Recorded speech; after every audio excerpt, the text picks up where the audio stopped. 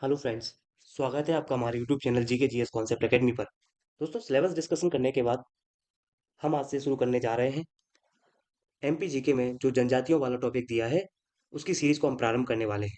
दोस्तों, इस सीरीज को प्रारंभ करने का प्रमुख उद्देश्य यह है कि जो जनजातियों वाला टॉपिक है वो प्री में दो जगह और मेंस के दो पेपरों में मेंशन है। तो यदि हम जनजाति वाला टॉपिक कर लेते हैं तो प्री की हम यूनिट 10, जैसा कि आप देख पा रहे हैं ये यूनिट 10 का सिलेबस है। यूनिट 10 हमारा कवर हो जाए। साथ में हमारा प्री जो यूनिट 2 है जिसमें जनजातीय एवं जनजातीय व्यक्तित्व की चर्चा की गई है, हम उसको कवर कर लेंगे। और साथ ही हम देखते हैं मेंस में कौन कौन सी यूनिट है जहाँ पर जनजातियों को प्राथमिकता दिया गया है। आइए तो सबसे पहले हम प्री और मेंस का सिलेबस डिस्कस करते हैं, उसके बाद हम अपने टॉपिक को प्रारंभ करेंगे। देखिए दोस्तों, ये है हमारा जो एमपीपीएससी प्री का जो सिलेबस है उसका यूनिट 10, जिसमें मेंशन किया गया है मध्य प्रदेश की जनजातियां, उनकी विरासत, उनकी लोक संस्कृति एवं उनका लोक साहित्य। ये यूनिट 10 का जो पॉइंट है ये मेंशन। अब इस टॉपिक के अंतर्गत क्या क्या पढ़ना है, देखिए।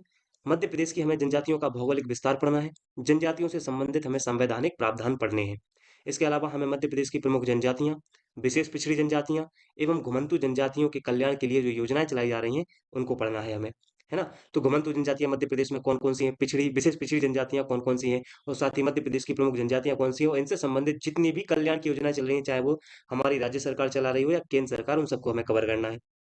इसके साथ ही मध्य प्रदेश की जनजातीय संस्कृति कल्चर, जिसमें हमें उनकी परंपराएं, उनकी विशिष्ट कलाएं, उनके त्योहार, उत्सव, भाषा, बोली एवं साहित्य सभी कुछ पढ़ना है। नेक्स्ट है फिर मध्य प्रदेश की जनजातियों का भारत के स्वतंत्रता आंदोलन में योगदान एवं राज्य के प्रमुख जनजातीय व्यक्तित्व। अब देखिए दोस्तों, ये जनजातियों वाला टॉपिक जो बिखरी जगह पड़ा है, अगर हम इसको आराम से एक जगह कवर कर लेंगे तो हमारा प्री और मेंस में जहां जहां जनजातियों को मेंशन किया गया है वो ऑटोमेटिक कवर हो जाएगा। फिर लिखा है इसमें मध्य प्रदेश में जनजातियों से संबंधित प्रमुख संस्थान, उनके संग्रहालय और प्रकाशन, जिसमें कोई पुस्तक है तो हम इन सब के बारे में चर्चा करेंगे। और लास्ट पॉइंट है मध्य प्रदेश की लोक संस्कृति एवं लोक साहित्य। ये तो हुआ प्री का यूनिट 10। अगर ये यूनिट 10 है दोस्तों, जैसा कि अभी तक पीएससी का जो प्रचलन रहा है उस हिसाब से अगर देखेंगे तो यूनिट 10 हर यूनिट से अगर 10-10 क्वेश्चन आएंगे तो आप देखेंगे जनजातियों का वेटेज इस बार बहुत ज्यादा है। तो 10 क्वेश्चन तो यहाँ से आने निश्चित है। अब देखिए प्री की ही यूनिट 2 है जो, इसका पॉइंट नंबर देखिए आप, फोर्थ, जिसमें लिखा है मध्य प्रदेश की प्रमुख जनजाति एवं उनकी बोलियां। तो अगर हम वो टॉपिक कवर कर लेंगे तो ये ऑटोमेटिक कवर हो जाएगा। तो अब मान लीजिए ये क्वेश्चन यहाँ से हो गया, तो 10 क्वेश्चन वो हुए, एक क्वेश्चन एक हो गया यहाँ से। इसके बाद आप इसका लास्ट पॉइंट देखेंगे जिसमें लिखा है मध्य प्रदेश के प्रमुख जनजातीय व्यक्तित्व। अगर हम इसको कवर कर लेते हैं तो मान लीजिए एक क्वेश्चन यहाँ से आया, तो लगभग कितने हो गए, 12 क्वेश्चन, जो किससे हैं, प्री में केवल जनजातियों से। इसलिए हमें जनजातियों को बहुत डिटेल में पढ़ना है। अब हमें ये देखना है कि इसी टॉपिक को कवर करने के बाद हम मेंस के कौन कौन से टॉपिक कवर कर रहे हैं। तो देखिए, ये जो है ये पेपर 1 का पार्ट ए की यूनिट 5 है। इस यूनिट 5 का अगर आप सेकंड पॉइंट देखेंगे जिसमें लिखा है मध्य प्रदेश के जनजातीय नायकों का संघर्ष एवं इतिहास में उनका योगदान। कौन कौन, राजा शंकर शाह, रघुनाथ शाह, रानी दुर्गावती, भीमाजी नायक, ख्वाजा नायक, टांट्या भील, गंजन सिंह कोरकू, बादल भोई और पेमा फाल्या। हमें इन सब के बारे में पढ़ना है। तो अगर हम प्री में देख रहे हैं जैसा सिलेबस यहाँ पे लिखा हुआ है कि प्रमुख जनजातीय व्यक्तित्व, तो जनजातीय व्यक्तित्व में मैंने इसमें बता दिया है कि कौन कौन से जनजातीय व्यक्तित्व पढ़ना है। दोस्तों, अगर आप इन्हीं जनजातीय व्यक्तित्व को पढ़ के जाएंगे तो आप प्री में अपना क्वेश्चन एक तरह से आउट मान के चलना अभी से। बेसिकली वो मेंस से ही निकाल के प्री का सिलेबस बनाया हुआ है। तो यदि हम मेंस में इन सभी जनजातीय ट्राइबल जो पर्सनैलिटी है इनको कवर कर लेते हैं तो ऑटोमेटिक हम प्री का यूनिट 2 का जो ये लास्ट पॉइंट है इसको हम ऑटोमेटिक कवर कर ले रहे हैं। चलिए, ये तो हुआ मेंस का पेपर 1 पार्ट ए में। अब देखिए दोस्तों, एक यूनिट है, अभी तक एक यूनिट से 30 क्वेश्चन आ रहे थे। तो मान लीजिए अगर हम इस यूनिट को ये वाला पॉइंट कवर कर लेते हैं तो हमारे 15 नंबर हो गए ना। ऐसे देखते चलना है हमको। चलिए अब नेक्स्ट देखिए, ये है हमारा जो पेपर 2 है उसका पार्ट ए। पेपर 2 के पार्ट ए की जो यूनिट 5 है, यूनिट 5 का अगर आप थर्ड पॉइंट देखेंगे जिसमें लिखा है मध्य प्रदेश का राजनीतिक परिदृश्य। राजनीतिक परिदृश्य में हमें चर्चा किसकी करनी है, जनजातीय पिछड़े एवं वंचित वर्ग का उत्थान एवं नक्सली समस्या से जुड़े मुद्दे। तो देखिए यहाँ पर भी ट्राइबल आ गई, जनजाति आ गई, ठीक है। इसके अलावा और कहाँ है मेंशन, तो देखिए पेपर 2 के ही पार्ट बी का जो यूनिट 5 है जिसमें ह्यूमन रिसोर्स या ह्यूमन रिसोर्स डेवलपमेंट, मानव संसाधन विकास और सामाजिक कल्याण की योजनाएं हैं। अगर आप इसका पॉइंट नंबर 3 देखेंगे तो लिखा है मध्य प्रदेश में जनजातियों की स्थिति एवं उनकी सामाजिक संरचना, उनके रीति रिवाज, जनजातियों में विश्वास, विवाह, रिश्तेदारी, धार्मिक विश्वास, परंपराएं, त्योहार और उत्सव। दोस्तों, अगर हम ये सारे पॉइंट कवर कर लेते हैं तो जनजातियों का मतलब हम अगर जनजातियों को पढ़ रहे हैं तो हम इस दृष्टि से पढ़ें ताकि हमारा मेंस और प्री दोनों में सिलेबस में जो भी पॉइंट मेंशन है वो पूरी तरह से कवर हो जाए। अब देखिए दोस्तों, यहाँ पे एक पॉइंट और देखिए, आप मध्य प्रदेश की लोक संस्कृति लिखा है। और अगर आप इसको यहाँ पे देखना चाह रहे हो तो देखिए यहाँ पर भी क्या लिखा है, मध्य प्रदेश की लोक संस्कृति एवं लोक साहित्य। तो कहीं ना कहीं जो हम प्री और मेंस को अलग अलग देख रहे हैं, अगर हम अलग अलग ना देखकर हम उन दोनों को कंबाइंड रूप से देखें तो आप पाएंगे कि आप प्री के साथ साथ मेंस का बहुत बड़ा हिस्सा प्री आने आने तक कवर कर ले जाएंगे, और ये आपके लिए बहुत बड़ी बात होगी। जिस तरह से सिलेबस चेंज हुआ है तो आपको इसी मानसिकता से, इसी थॉट प्रोसेस से पढ़ना होगा। तो ये तो हमने किया सिलेबस का डिस्कशन। चलिए, तो अब हम मध्य प्रदेश की जनजातियों को प्रारंभ करते हैं, जिसमें हम सबसे पहले जनजाति का बेसिक इन्फॉर्मेशन देखेंगे, उनका जनरल इंट्रोडक्शन देखेंगे। देन हम मध्य प्रदेश में आज ये 2 पॉइंट, इसमें से पहला पॉइंट है जनजातियों से संबंधित संवैधानिक प्रावधान। इसको हम कवर करने का प्रयास करेंगे इस लेक्चर में। आइए अब स्टार्ट करते हैं। देखिए दोस्तों, सबसे पहले हम समझते हैं मध्य प्रदेश में जनजातियों में कि जनजातियां हैं क्या। दोस्तों, जनजातियां हैं क्या, इसको समझने के लिए हमें समझना पड़ेगा जो मानव शास्त्र है, मानव शास्त्र में जनजातियों की क्या डेफिनेशन दी गई है। तो मानव शास्त्र कहता है जनजातियां क्या है, ऐसा मानव समूह जिसका एक निश्चित क्षेत्र हो, एक स्वयं की बोली हो, उनमें सांस्कृतिक एकरूपता पाई जाए, और जो एकीकृत सामाजिक संगठन जिसमें पाया जाए, वे सभी जनजातियां कहलाती हैं। तो मानव शास्त्र के अनुसार क्या कह सकते हैं हम, जनजातियां क्या होती हैं, जिनका एक निश्चित भौगोलिक क्षेत्र हो दोस्तों, जिनकी एक अपनी बोली हो, उनका सांस्कृतिक, उनका एकीकृत सामाजिक संगठन हो, वो सभी ग्रुप जो मानव समूह है वो क्या कहलाएगा, जनजाति कहलाएगा। ये किसके अकॉर्डिंग है, मानव शास्त्र के अकॉर्डिंग। दूसरा हम देखते हैं दोस्तों, एक भारतीय समाजशास्त्री हुए हैं जिनका नाम है डी.एन. मजूमदार। डी.एन. मजूमदार के अनुसार जनजातियां क्या है, वो कहते हैं कि जनजाति क्या है, जनजाति एक प्रकार का परिवार या परिवारों का समूह है जिसका एक सामान्य नाम होता है, जिनके सदस्य किसी निश्चित भूभाग पर निवास करते हैं, इनकी अपनी एक सामान्य भाषा होती है, इनकी विवाह, व्यवसाय और उद्योग के विषय में ये लोग कुछ निषेधों का पालन करते हैं। तो ऐसे परिवार या परिवारों के समूह को जनजातीय कहा जाता है। ये कौन कह रहे हैं, डी.एन. मजूमदार, जो कि एक भारतीय मानव शास्त्री हैं। तो अगर आपको कभी भी जनजाति के बारे में कोई डिस्क्राइब करना हो तो सबसे पहले आप इंट्रोडक्शन में क्या बताओगे कि जनजाति होती क्या है। अब आपके पास दो डेफिनेशन है, इनमें से आप किसी को भी कोड के रूप में यूज कर सकते हो, है ना। चलिए आगे हम बात करते हैं जनजातियों के। हम देखते हैं अन्य नाम कि जनजातियों को किसने क्या क्या नाम दिया है। तो दोस्तों, ठक्कर बापा, जिनका पूरा नाम है अमृतलाल विठल दास ठक्कर, इन्होंने सबसे पहले जनजातियों को क्या कहा है, आदिवासी कहा है। तो आपसे प्रश्न पूछा जा सकता है कि जनजातियों के लिए आदिवासी शब्द का प्रयोग किसने किया, आपका जवाब होगा ठक्कर बापा ने। दोस्तों, जब भारत साइमन कमीशन आया तो साइमन कमीशन ने इनको दलित कहा, यानी इन्हीं को जो अनुसूचित जाति जनजाति उनको दलित किसने कहा है, साइमन कमीशन ने। महात्मा गांधी ने अनुसूचित जनजातियों को गिरिजन कहा है। गिरिजन का अर्थात होता है पहाड़ों पर निवास करने वाले, गिरि अर्थात पहाड़, जन माने वहां पर निवास करने वाले लोग। तो गांधी जी ने अनुसूचित जनजातियों को गिरिजन कहा है। जी.एस. धुरिये ने पिछड़े हिंदू कहा है, और दास एवं दास ने विलीन मानव कहा है। तो ये फैक्चुअल के रूप में आपसे प्रश्न बन सकते हैं, इन पे भी आप ध्यान दीजिएगा। चलिए, ये तो हुआ इनका जनरल इंट्रोडक्शन, जिसमें हमने देखा कि जनजातियां किसे कहते हैं और जनजातियों के अन्य किन किन नामों से जाना जाता है। अब दोस्तों, इसका संवैधानिक क्या क्या प्रावधान है, आइए एक नजर हम संवैधानिक प्रावधानों पर डालते हैं। देखिए, जब हम संवैधानिक प्रावधानों की बात करते हैं तो सबसे पहले बात करते हैं हम अनुच्छेद 342 की। आर्टिकल 352 ऑफ अवर कॉन्स्टिट्यूशन, 342 जो हमारे संविधान का है, क्या कहता है, ये कहता है इसमें अनुसूचित जनजातियों, एसटी माने शेड्यूल्ड ट्राइब, शॉर्ट में बोल लिखा है ये, इसका मतलब है अनुसूचित जनजाति। तो अनुसूचित जनजातियों को सूचीबद्ध किया गया है अनुच्छेद 342 में। सूचीबद्ध करता कौन है, भारत के राष्ट्रपति। तो आपसे प्रश्न पूछा जा सकता है कि अनुसूचित जनजातियों को सूचीबद्ध किस अनुच्छेद के तहत किया जाता है, तो जवाब होगा अनुच्छेद 342। वहीं अनुच्छेद 366 के खंड 25 में अनुसूचित जनजातियों को परिभाषित किया गया है।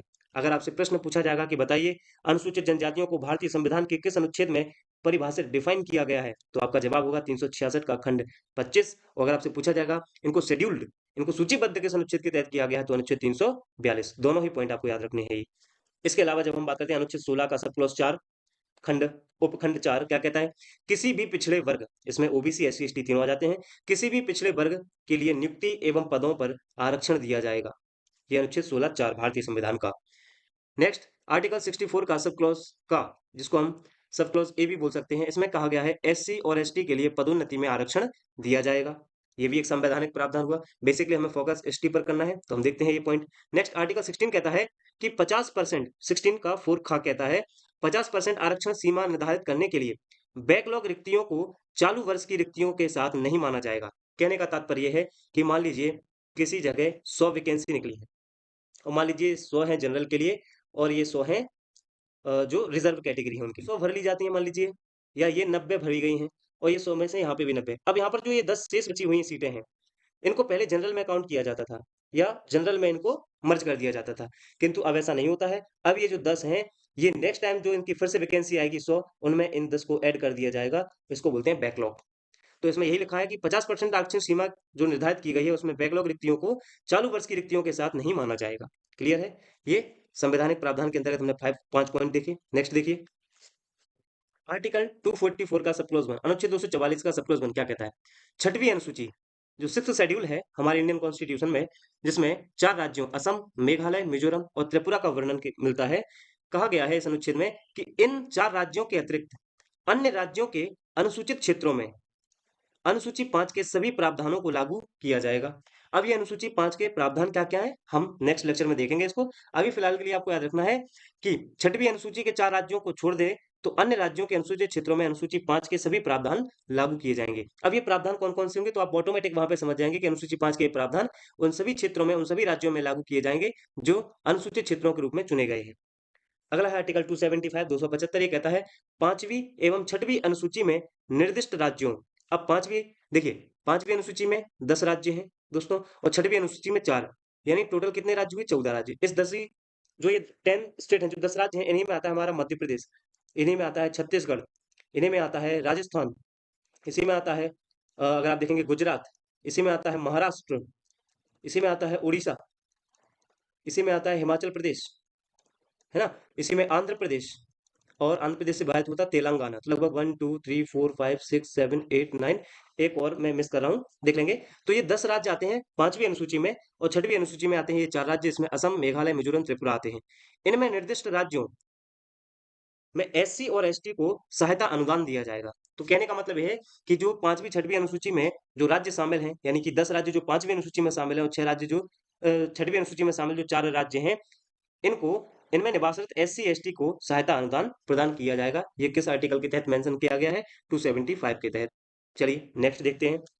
देखिए दोस्तों, आर्टिकल 23 कहता है बंधुआ मजदूरी, जबरन श्रम एवं मानव तस्करी पर रोक। दोस्तों ये सभी के लिए है, लेकिन विशेषकर आप जानते हैं जो हमारा सामाजिक परिदृश्य है, उसमें बंधुआ मजदूरी, जबरन श्रम हम बेसिकली एससी एसटी के समुदायों पर ज्यादा कराते हैं, इसलिए ये भी पॉइंट हमारा संवैधानिक प्रावधान के अंतर्गत आएगा। नेक्स्ट आर्टिकल 24 अनुच्छेद 24 कहता है बाल श्रम निषेध होगा, जिसमें बाल श्रम तो पूर्णतः निषेध है, साथ ही 14 वर्ष से कम आयु के जो बच्चे होंगे उनको खतरनाक कार्यों जैसे कारखानों में उन पर जो कार्य रहता है, कार्य कराने पर रोक लगा दी जाएगी। अनुच्छेद 17 अस्पृश्यता का अंत, अस्पृश्यता अर्थात छुआछूत के अंत की बात करता है। वही अनुच्छेद 15 का सब क्लॉज 4 अनुसूचित जातियों के लिए, अनुसूचित जाति की शैक्षिक उन्नति के लिए विशेष प्रावधान की बात करता है। किसकी बात करता है? अनुसूचित जनजातियों की शैक्षिक उन्नति हेतु विशेष प्रावधान की चर्चा भारतीय संविधान के अनुच्छेद 15 के सब क्लॉज 4 में की गई है। आर्टिकल 46 कहता है राज्यों को अनुसूचित जाति जनजाति के शैक्षणिक और आर्थिक हितों को बढ़ावा देने के लिए या बनाए रखने के लिए उनको सामाजिक अन्याय और शोषण से संरक्षण प्रदान करना होगा। ये आर्टिकल 46 कहता है, बेसिकली ये डीपीएसपी राज्य की नीति निर्देशक तत्व है। क्या कहता है कि प्रत्येक राज्य को अनुसूचित जाति और जनजाति के शैक्षिक और आर्थिक हितों को बढ़ावा देने के लिए उनका सामाजिक अन्याय और शोषण से संरक्षण करना होगा। ये कहता है आर्टिकल 46। नेक्स्ट आर्टिकल 340 340 कहता है विशिष्ट भाषाओं, लिपियों या संस्कृतियों का संरक्षण। चलिए नेक्स्ट देखते हैं।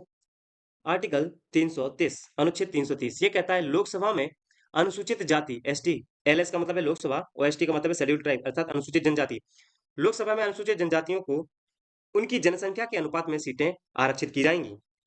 332 क्या कहता है? विधानसभा में अनुसूचित जनजातियों के लिए जनसंख्या के अनुपात में सीटें रिजर्व की जाएंगी। आर्टिकल 335 व्यवस्था करता है कि संघ और राज्य की जो सेवाएं हैं उनमें अनुसूचित जनजातियों को आरक्षण दिया जाएगा। अनुच्छेद 338 कहता है, अनुच्छेद 368 के तहत जो 65वां संविधान संशोधन अधिनियम 1990, सीएए का मतलब होता है कॉन्स्टिट्यूशनल अमेंडमेंट एक्ट, तो 65वें संविधान संशोधन अधिनियम 1990 के तहत अनुसूचित जाति एवं अनुसूचित जनजाति आयोग की व्यवस्था की गई। तो पहले दोस्तों अनुसूचित जाति जनजाति आयोग दोनों कंबाइंड थे, लेकिन 89वां संविधान संशोधन अधिनियम 2003 के द्वारा अनुसूचित जाति और जनजातियों के लिए अलग अलग आयोग की व्यवस्था की गई, जिसमें अनुच्छेद 368 के तहत अनुसूचित जाति एवं 338 का के तहत राष्ट्रीय अनुसूचित जनजाति आयोग की स्थापना की गई। दोस्तों राष्ट्रीय अनुसूचित जनजाति आयोग की स्थापना हुई थी 19 फरवरी 2004 को। इसकी जो स्थापना हुई थी 89वें संविधान संशोधन अधिनियम 2003 के तहत हुई।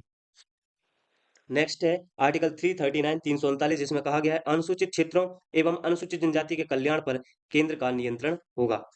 दोस्तों ये हमने संवैधानिक प्रावधान देखे, जिसमें हमने विभिन्न अनुच्छेदों के बारे में चर्चा की जो कि अनुसूचित जनजातियों से संबंधित थे। नेक्स्ट देखिए दोस्तों, अब हमें चर्चा करनी है पांचवी अनुसूची और छठवीं अनुसूची, जिसमें हम अनुसूचित जनजातियों के बारे में और क्या क्या प्रावधान है उन पर हम प्रकाश डालेंगे। तो दोस्तों पांचवी अनुसूची और छठवीं अनुसूची, और इसके बाद हम जनजातियों का भौगोलिक विस्तार देखेंगे नेक्स्ट क्लास में। नेक्स्ट हमारा जो लेक्चर आएगा उसमें हम इन पांचवी और छठवीं अनुसूची को कवर करेंगे, साथ ही जो हमारे सिलेबस में मेंशन किया गया है इनका भौगोलिक विस्तार, जो इनका जनजातियों का भौगोलिक विस्तार है, नेक्स्ट लेक्चर में हम जनजातियों के भौगोलिक विस्तार को कवर करेंगे। तो दोस्तों आज हमने पहले सिलेबस डिस्कस किया, जो कि पर्टिकुलर जनजातियों से रिलेटेड था। फिर हमने इसका जनरल इंट्रोडक्शन देखा और देन हमने उनका संवैधानिक प्रावधान देखा। इस संवैधानिक प्रावधान में अभी हमारी 5वीं और 6वीं अनुसूची रह जाती है, जिसको हम नेक्स्ट लेक्चर में कवर करेंगे। तो जो यूनिट 10 का जो पहला पॉइंट है उसका ये सब पार्ट जो जनजातियों से संबंधित संवैधानिक प्रावधान था, ये हम कवर कर लेंगे। दोस्तों हम बहुत जल्द इन जनजातियों को पूरी तरह कवर कर लेंगे, जिसमें आपका मेंस और साथ में प्री में जहां जहां जनजातियों के बारे में चर्चा की गई है, उन सारे पॉइंट को हम कवर करेंगे। तो दोस्तों अगर आपको वीडियो पसंद आया हो तो वीडियो को लाइक करें, कमेंट करें, इस वीडियो को अपने दोस्तों के साथ ज्यादा से ज्यादा शेयर करें। Thank you.